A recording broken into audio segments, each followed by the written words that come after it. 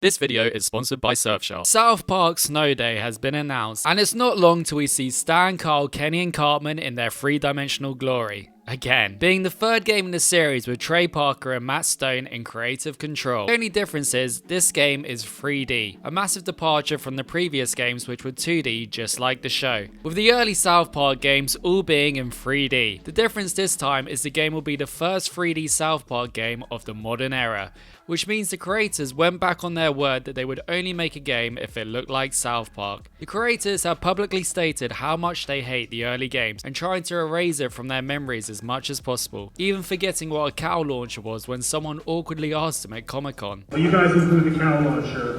What about? We didn't even play that. But after many rumors and speculation, the game has been confirmed to be in 3D. And developed by Question Games. I've actually known the title for quite some time, as was mentioned in this article way back in March, but was convinced it was a placeholder. Was expecting a more tongue-in-cheek name like Fractured Butthole, but nope, Snow Day it is, but this one doesn't feature Josh Peck, but luckily another fat kid took his place. I do have to say, from what was shown from the game, it does look like a very early build, and I'm guessing this won't even be in the final game, just like how the footage in the teasers for the Stick of Truth and Fractured Butthole didn't make the cut. I didn't find the trailer for Snow Day particularly exciting, and there were many people that shared my opinion. It looks like it was put together fairly quickly, like THQ just wanted to show something to keep fans satisfied with the long wait, as it has been a year since the first teaser was released, which was just a voiceover of Randy with constipation. I've seen a lot of people doubting the game already, and I'm personally saving judgment due to Matt and Trey being involved and how they don't like releasing something they aren't proud of. They're very dedicated to their work. Just listen to what Trey had to say about the process for Stick of Truth. Like, all kidding aside, we've been working on it for 4 years. The writer's room all the time, coming up with everything ourselves, making sure that the game is the quality that the show does, and so, you know, I think ultimately we're going to end up with something really awesome. It's just going to, you know, we're not going to put it out till it's done. When you look at their library of projects over the years, they really do put their all into whatever they create, and I don't see why this game would be any different. Once again, it looks like the kids of South Park will turn something tiny into an epic adventure with the help of their imagination. But this time, the chaos ensues from a snow day, with Cartman reprising his role as the Grand Wizard. We still don't know what the other three boys will be dressed as, but my guess is we will have a much wider variety of customizations, such as Ninja Stan, Jersey Carl, and Buttface Kenny. This game doesn't look like it's focusing on one main theme, so the characters can disguise themselves however they want. This is apparent with the game focusing on a snow day, but Cartman is still sporting his Grand Wizard outfit, which will hopefully open the doors for some great costume designs from the series. So before I go over what the trailer shows, honestly, there's not much in terms of actual gameplay. It's very short with no distinguishable characters besides Cartman, and really, I should give myself a pat on the back for that one because he's only standing center stage throughout the majority of the trailer. But this teaser really does just look like they haven't even fleshed out the models yet, as all the characters were quite identical and laggy. We didn't see Butters, Stan, or any of the boys. Sharon, you gotta come see this.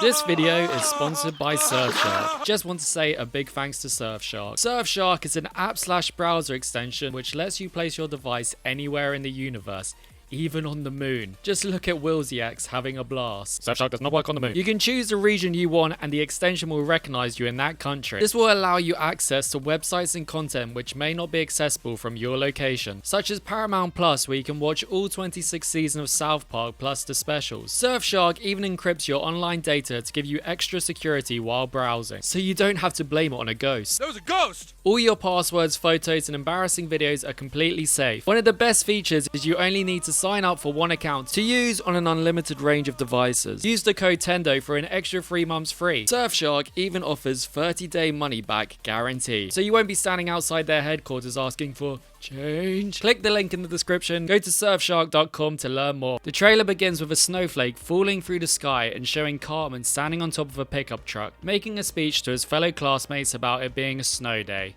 In the background, we can see Skeeter's bar as well as Jimbo's guns, which are located next to each other.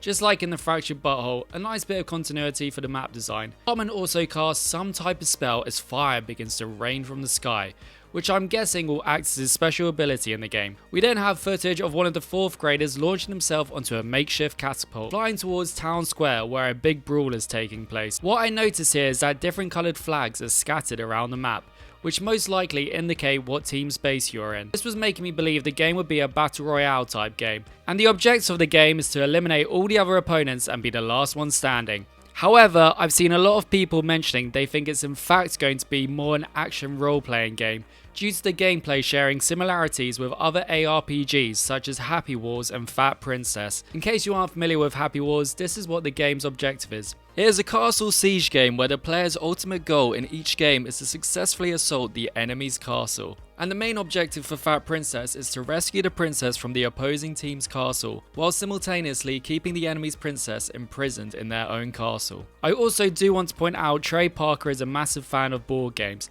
even appearing on the YouTube channel Dice Tower to count down his top 10 favourite board games. So the game could also take inspiration from those type of games too, and be its own unique thing. He has even stated in the past how he plays board games a lot more than console games. But the best part of news for me wasn't even the trailer, it was in the description for the game. In the short blurb, as hints towards an adventure game as mentions quests. I think we'll still have fun and unique themes scattered along the game, jumping from different storylines throughout. Just like in the Stick of Truth, one minute you're in Colorado, the next you are crawling up a gay man's ass, or as Tom Cruise calls it, a Tuesday night. Me personally, I would love to see some sort of sci-fi story mixed in. I think aliens taking over the town would be a great idea, but the kids are just too caught up in a snow day that it completely passes them by, even though the rest of the town are losing their minds. It also says save the world in the description. So what entity has wreaked havoc on South Park that the kids have to unintentionally save the world? Could be as well the game we finally get to see Imagination Land. There's so many places they can take this game. A simple idea like a snow day doesn't mean it needs to be grounded just in South Park. At any moment, the Imagination Land guy could just fly over the town and whisk the boys on a crazy adventure. During combat in the trailer, we see one of the players holding 2 cardboard crafted swords, meaning they haven't changed the style of the items the kids are using for combat, being crafted from random junk around South Park. Most likely you'll be able to purchase these items in various shops around the town, or found scattered along the map. If the creators are going with the same approach of how they made their first 2 games, I don't think this one will be much different. They may have just opted for a 3D design so you can explore more of South Park and take the game to new capabilities. This allows for the combat to have much less limitations and be a lot more ambitious with the exploration. But does this mean the story will be as well thought out and detailed as the other entries?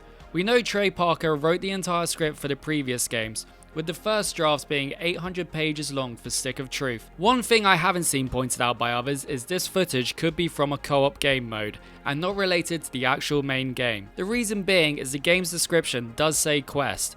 I know that's a bit of a stretch, and most likely it is just a combat from the main game, but still forward mention just in case. During the trailer, we get this overhead perspective shot of the player flying over town square and what appears to be a Christmas themed map due to the tall Christmas tree in the back with a sign saying Merry Christmas. Over to the right, you can see these characters are a lot smaller in scale, meaning you'll take on first graders in battle too. You can also spot a nice bit of decoration in the market, such as a Terrence and Phillip poster and a ziplining one that says Get High. From the episode I Should Have Never Gone Ziplining.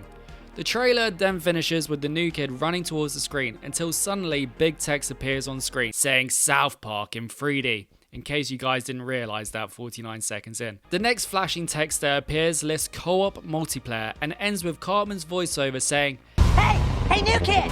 Meaning that confirms the game will be focused with you playing as a new kid again. It looks like once again you won't be able to play as any of the 4 boys, but they will be your teammates, continuing on the trend as in the previous 2 South Park games. I hope we have the option of being able to play as the 4 boys as well, as this game seems like the perfect opportunity to let fans be able to customize yourself as them. The fact the game is focusing on the new kid again to me is the biggest hint we will be getting a campaign adventure 2. Here's hoping. The trailer ends with a release date of 2024 and showing the list of consoles it will be released on.